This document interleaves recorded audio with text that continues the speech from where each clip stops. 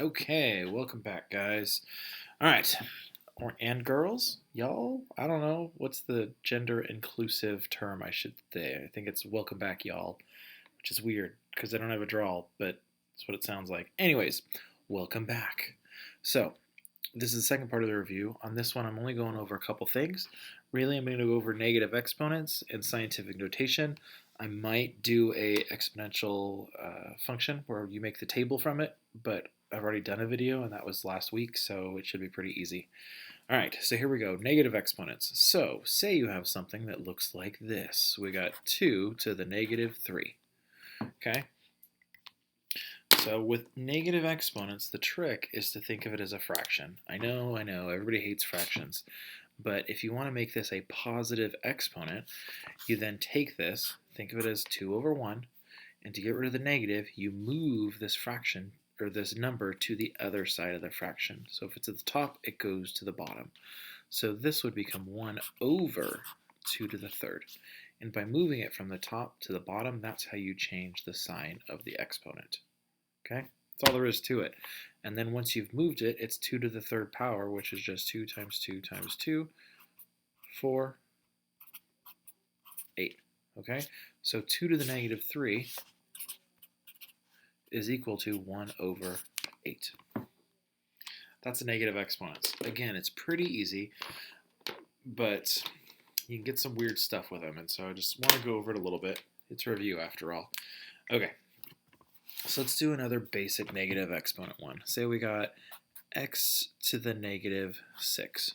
Okay, so if I wanted to rewrite this with a positive exponent, I would just write this as 1 over x to the 6th, right? Okay, well, what happens if the negative exponent's on the bottom? Say maybe we have, well, let's make it even more complicated. 3 over a to the negative 4. Ooh, there's a number up here and the negative exponent's on the bottom. What do I do? What do I do? Same thing. So instead of moving it from the top to the bottom, we're going to move it from the bottom to the top. Does the 3 change? No, the 3's got a 1 in the exponent, so it stays right there. And this ends up being 3 times a to the 4th, or 3a4. That's it. That's all you got to do.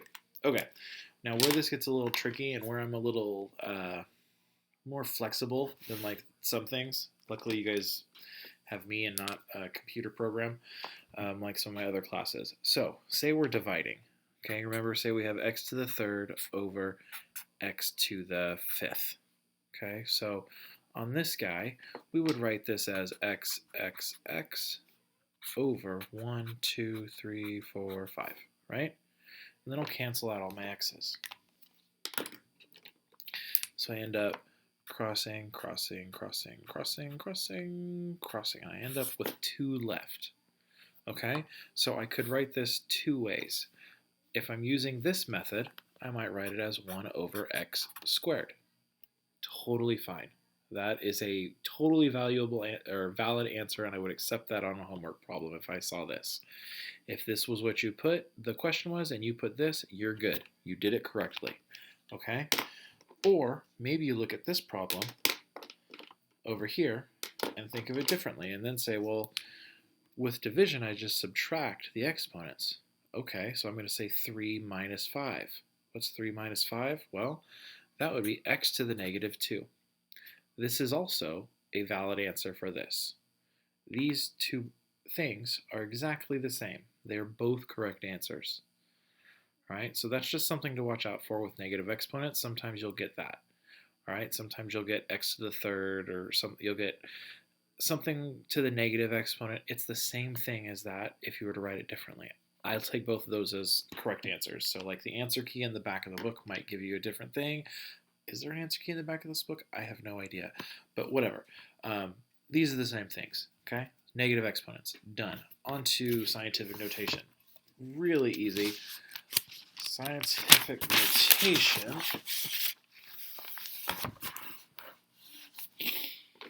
So scientific notation looks like this. It looks really scary, but it's actually not difficult at all. Say we have 1.2 times 10 to the third, okay? All this is telling me is that I'm going to be changing, or I'm going to be adding some zeros to this, or I'm going to be moving the decimal point. So I would write this down as 1.2, and this 3 being positive means I'm moving the decimal point this way 3 times. So 1, 2, 3, and then every gap I fill in with a 0. Okay, one of the things to remember, okay, so this would become, so 1.2 times 10 to the third becomes 1200. Okay, one of the things I like to remember that helps me remember this, so this is positive 3, right? So positive 3 is bigger than a negative, right? Well, positives are bigger than negative. So my number 1.2 got bigger because this is positive. So if that exponent's positive, your number should be bigger than what you started with. Hopefully that makes sense. If not, maybe it'll make a little more sense when I do it one the other way. So say you have 3.5 times 10 to the negative 3. Okay, so I'd start out the same way. I would say 3.5, right? That 3 tells me I'm going to move the decimal point 3 spaces, but it's negative instead of positive. So if a positive means my number is going to get bigger, a negative means my number is going to get smaller. So I'm going to move my decimal point this way. So 1, 2, 3. And then again, you fill in. There's my decimal point. So this becomes 0.0035. So this is where that, what I was saying. So if it's positive, your number gets bigger. If it's negative, your number gets smaller. Okay, that's the difference between the positive and negative. It tells you which way to move the decimal point. Okay, so if you have a positive, you're going to go this way. If you have a negative, you're going to go the other way and make your number smaller. All right, that's the first half of these. And then let me just do one real fast. So say we have 125,000. We'll add one more 0. Okay, and we want to turn this into a number with scientific notation. Well, scientific notation always has one number in front of the decimal point. Okay, so that means my number is going to be 1 point. There's my decimal point, 25. And so now I just need to figure out how many times that I have to move my decimal point over. So I start here, and I go 1, 2, 3, 4, 5, 6. Moved it 6 times. So that means it's 1.25 times 10 to the 6. That's it. Because again, 1.25 gets bigger to this number, which means it's positive. All right, last one. We'll say point, let's make it tricky. Let's make it a negative. 0.0000007.2. All right, so again, one number with a decimal point. So my answer is going to be negative 7.2. Okay, so now how many times did this decimal point move? All I'm doing is counting. It's pretty easy. So I'm going to say 1, 2, 3, 4, 5, 6, 7, 8. Moved 8 spaces. So 10, times 10 to the 8th. But wait, did it get bigger? Or does this get bigger or does this get smaller? Well, the number gets a lot of zeros in front of it, which means it gets smaller, so this should be negative 8. That's it. Okay, I'm going to stop it here. If you have any questions on the graphing exponentials or making a t-chart with them, go back and watch that other video. It's there. So I'm not going to do a review on it because I think it was only 5-6 minutes long, so it's pretty easy to go over.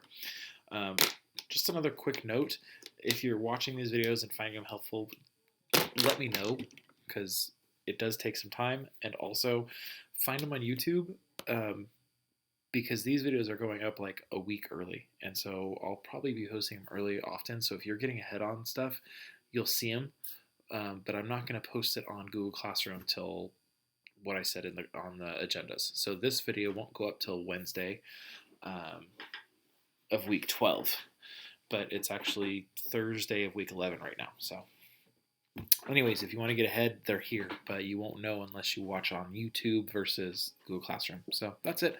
Have a good night, all. I'll talk to you later.